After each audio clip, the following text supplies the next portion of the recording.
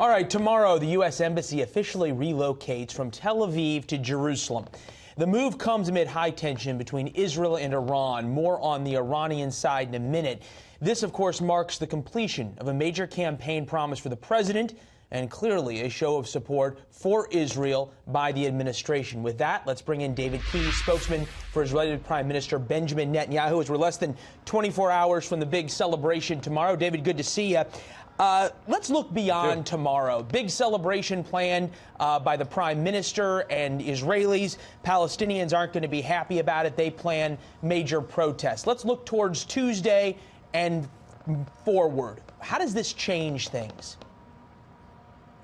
Well, it changes things in two fundamental ways. First of all, it restores the balance of truth to this region. It recognizes one of the most ancient and one of the most obvious truths that there ever was, and that is that Jerusalem is the capital of Israel. It has been the capital of the Jewish people for 3,000 years, the capital of the state for 70 years. And it's high time that the rest of the world recognize it as well. It also, frankly, advances peace in a very major way, because peace cannot be built on a foundation of lies. Peace has to be built on a foundation of truth. And this is the first time in a very long time where where the truth is being said about Jerusalem, about Israel, about this region. And that's precisely why I think it's a wonderful step towards peace.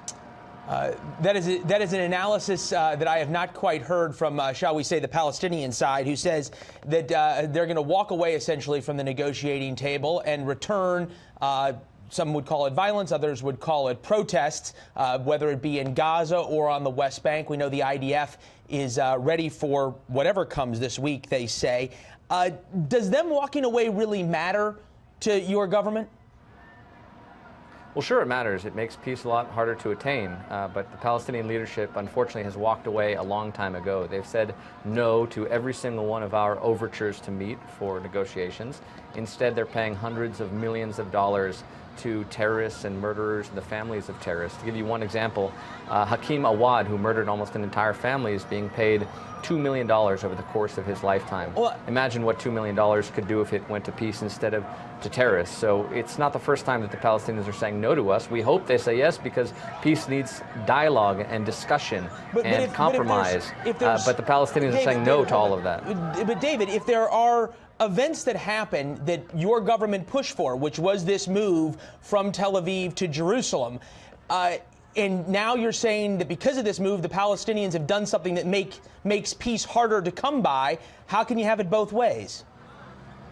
Well, it's not both ways. They actually said no to peace long before the embassy was moved to Jerusalem. So how does it make peace easier? I've been with the Prime Minister. Well, it makes peace easier because the rest of the world can finally say to the Palestinians, it's time to get real, that this is the capital of Israel, that it's not going anywhere, that it will be the capital of Israel. But so long as the world and the Palestinians entertained fantasies that maybe the capital is not in Jerusalem. I ask you, right behind me is the Knesset, the seat of government, and the Supreme Court, and the Prime Minister's office, and the Foreign Ministry, all here in Jerusalem.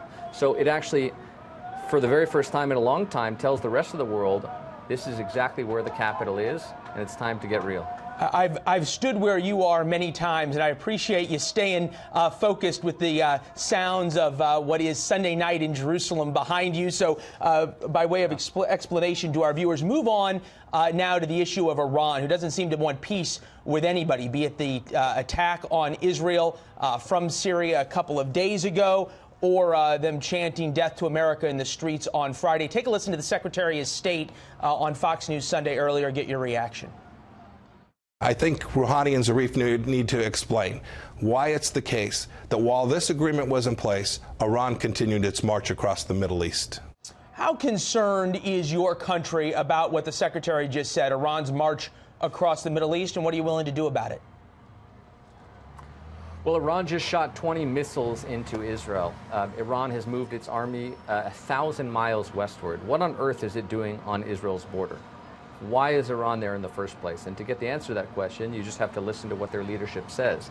And they're not just shouting death to Israel, they're also shouting death to America. And they've said over and over and over again, we will annihilate the state of Israel.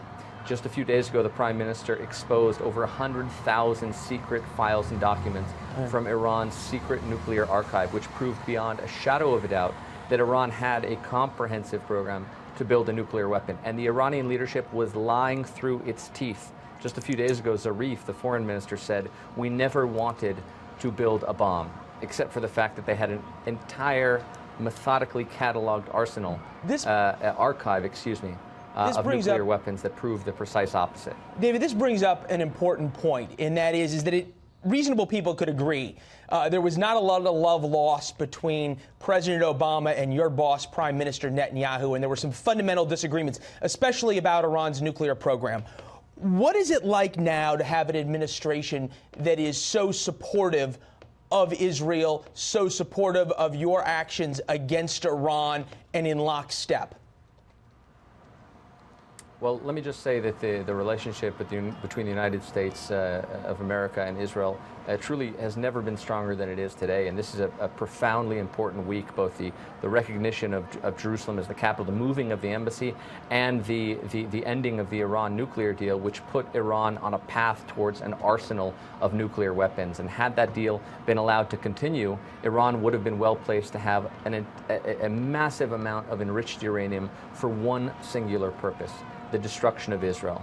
And I know that America is such a strong ally of Israel, and frankly, it couldn't stand by and let that happen. And so there's been a tremendous convergence, not just of interests and of values, but of a way of seeing the Middle East today. Okay. And it's no doubt that Iran remains the biggest threat to peace in the entire Middle East. And it's important that the entire world and everybody who cares about peace and human rights and justice work to change the policies of this dangerous regime in Tehran. Well, and noteworthy now in a change, there are so many Arab countries that agree with the sentiment that Iran now is the biggest threat to peace, whether it be the Saudis or some of the Gulf states as well.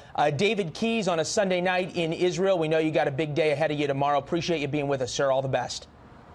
Thank you very much for having me.